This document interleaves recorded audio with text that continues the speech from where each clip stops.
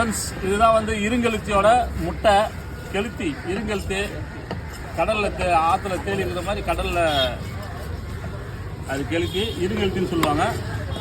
இது பாருங்க, முட்டை திராட்சை மாதிரி இது பாருங்க. இதை வந்து அவிச்சிடணும். அவிச்சிட்டு அதுக்கப்புறம் ஃப்ரை பண்ணோம். தட்டு போட்டு மூடி வர நிலனா செதறிடும்.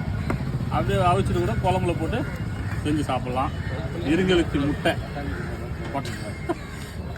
பெருசாக இருந்தால் நல்லாயிருக்கும். இன்னும் இதான் சைஸு, வேறு லெவலில் இருக்குது பாருங்க. அவிச்சிடணும். அவிச்சிட்டு செஞ்சால் சூப்பராக இருக்கும். பெருசாக இருக்கிறதுனால உடஞ்சிருச்சு. அது ஒன்றும் கிடையாது. அப்படியே அவிச்சிட்டா ஸ்ட்ராங் ஆகிடும். அவ்வளோதான். திராட்சை